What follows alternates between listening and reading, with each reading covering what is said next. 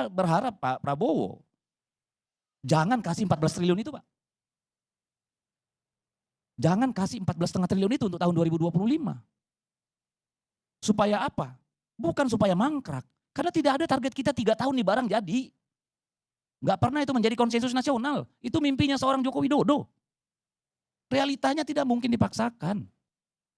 Lalu diapakan ini IKN? Kalau saran saya, di sana kantor Wapres. Jangan bayangkan Menko-Menko di sana, Wapres berkantor di IKN. Supaya ada mengawasi. Siapa lagi yang berkantor di IKN? Menteri Transmigrasi, Menteri Desa. Kan gitu nih, Menteri Kehutanan. Di sanalah berkantor supaya barang itu tidak rusak, tidak mati. Ada sekolah sepak bola di situ, taruh di sana. Pengembangan apa? Taruh di sana. Jangan lagi bangun-bangun baru. No, stop. Jangan. Yang sudah ada aja kita utilisasi. Kita optimalisasi sembari. Ya, secara perlahan-lahan kita membangun. Kalau tadinya mau membangun 100 hektar, realitanya sekarang hanya bisa 1 hektar atau 10 hektar, ya itulah yang kita lakukan. Ngapain dipaksa harus 14,5 triliun? Kan gila. Gara-gara LPG 3 kg sudah 2 orang korban nyawa loh. 1 kelelahan dipanggang matahari, 1 ditabrak truk gara-gara nyari-nyari.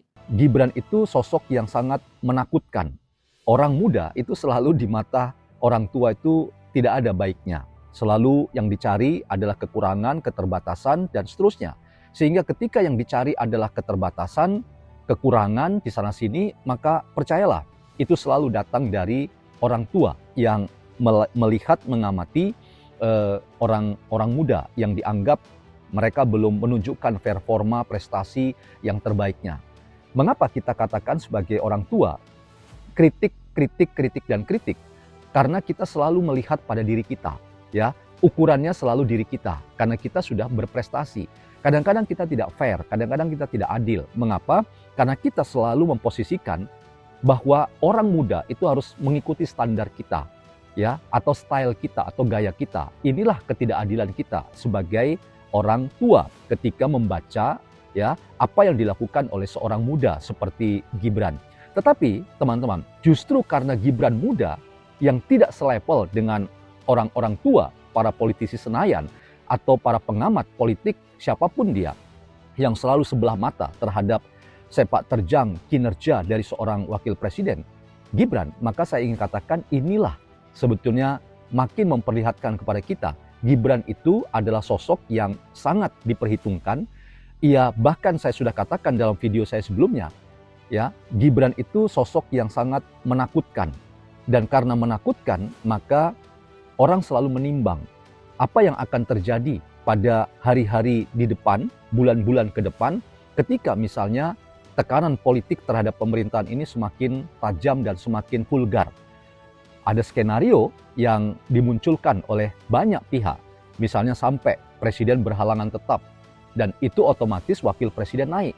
Nah, ini juga menjadi isu yang sangat menakutkan bagi para politisi yang memang bawaannya itu adalah mereka ingin, ya, agar pemerintahan ini jatuh ke tangan mereka. Karena itu skenario kemudian dibangun sedemikian rupa agar kalau Presiden Prabowo itu memang berhalangan tetap, maka wakil presidennya harus dibuat juga berhalangan tetap.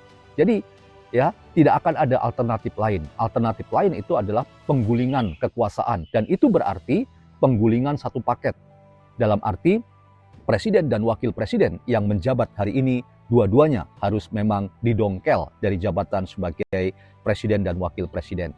Nah, kembali teman-teman ke catatan yang disampaikan oleh Deddy Sitorus yang Anda dengar tadi, yang teman-teman dengar tadi, dan ini memberikan pesan kepada kita bahwa apa yang kita bisa lihat, ya, bahwa seorang wakil presiden itu kemudian menanggapi Deddy Sitorus dengan kalimat, ya, bahwa ayo kita sama-sama rame-rame untuk berkantor di IKN. Mungkin ini juga memberikan pesan kepada politisi apapun, ya, termasuk dari partai politik manapun, tidak hanya Bang Deddy Sitorus yang tendensinya itu sangat ngenyek atau sangat merendahkan performa dan kinerja dari wakil presiden Gibran. Dan poin ini sekaligus memberikan pesan kepada kita bahwa apa yang dikatakan oleh Wapres Gibran dengan mengajak Deddy Sitorus berkantor sama-sama di IKN itu adalah Mari ya buktikan bahwa apa yang Anda katakan, katanya wakil rakyat, kalau benar Anda wakil rakyat, jangan selalu ya di Jakarta saja, di tempat yang sudah established, sudah mapan dengan zona nyaman yang Anda miliki, tetapi mari langsung bertemu, bersentuhan dengan rakyat yang Anda wakili.